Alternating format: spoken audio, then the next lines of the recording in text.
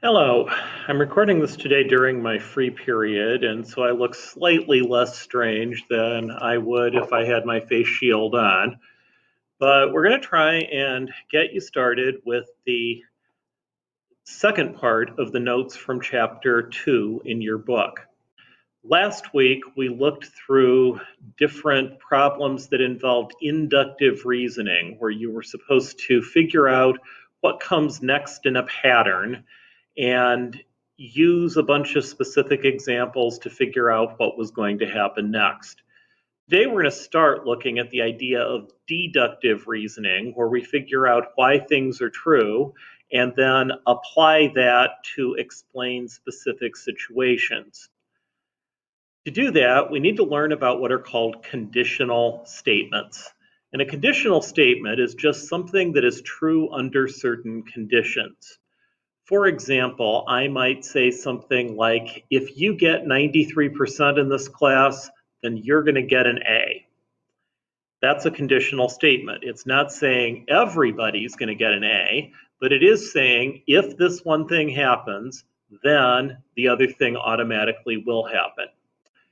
If-then statements or conditional statements are true under certain conditions. They aren't necessarily always true, but if those conditions happen, they will be true.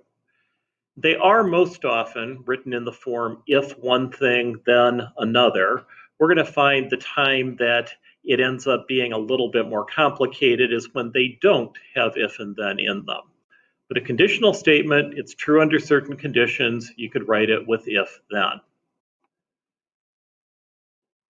If-then statements always have two parts, and the first of those we call the hypothesis. You may have run across the word hypothesis like in a science class where basically it means a conjecture, it means something you think is true. In math, it's more specific than that. It is basically the if part of an if-then statement. It's the thing that has to happen first. When that happens, something else is going to happen as well. Hypothesis is the term your book uses for that, and it's really the most common term. You may find other places where they use other words like the antecedent or the prerequisite. They all mean the same thing, but again, hypothesis, it's the if part. The conclusion is the then part. Some books call that the consequent, but conclusion is really just a simpler word for the same thing. It's what happens as a result of the first part happening. So if I went back to if you get 93%, then you're going to get an A in the class. Getting 93% would be the hypothesis. Getting an A is going to be the conclusion. I've got a few different if-then statements, or actually statements that don't necessarily have if-then, but are conditionals, that I want you to see if you can identify the hypothesis and conclusion. You're going to see worksheets and also on the test, there will be places where it asks you to underline the hypothesis once and the conclusion twice in different conditionals. So here's one of them. It says we have shorter classes at Garrigan when there's mass. You've got to basically think on this. What's the cause? What's the effect? Because that's how you tell the hypothesis and the conclusion. And here, the hypothesis is there's mass. That's what has to happen first. And if there's mass, then we have shorter classes. So the hypothesis is mass, the conclusion is short classes. The next one, since it was raining, she took an umbrella with her. When I went through this in class, I had multiple people that raised their hand on that question. And they all knew that what had to happen first was the rain. That was the reason why she had to take the umbrella with her. So hypothesis, rain, conclusion, umbrella. We had a substitute because the teacher was sick. Again, you think what happened first? What happened as a result of that? The hypothesis is the teacher got sick. The conclusion, we had a sub. If you get a BB gun, then you'll shoot your eye out. Hypothesis, you get a BB gun. Conclusion, you're going to shoot your eye out.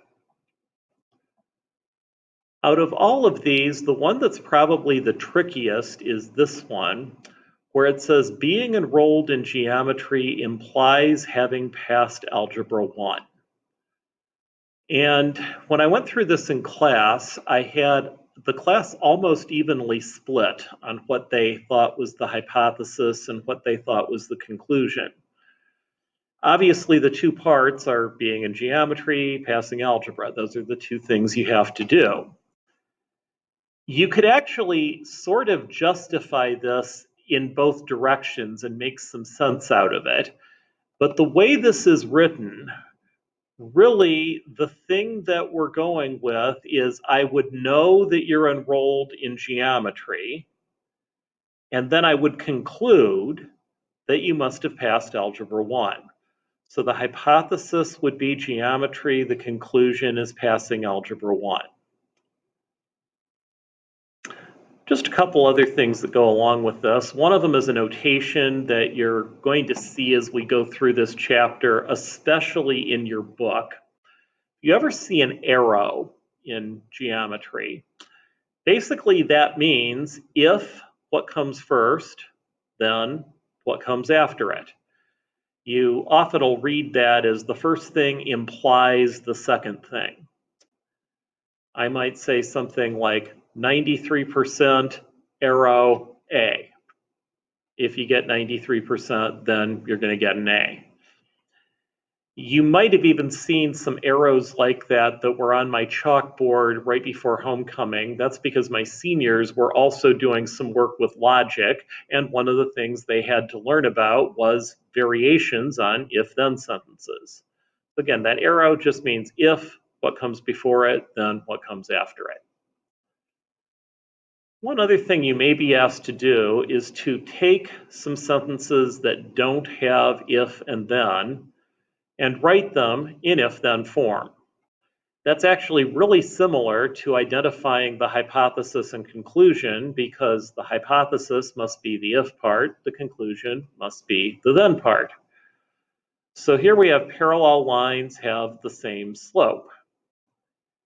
And I asked people about this in class, and I had a bunch of people that answered this way. They said, if the lines are parallel, then they have the same slope.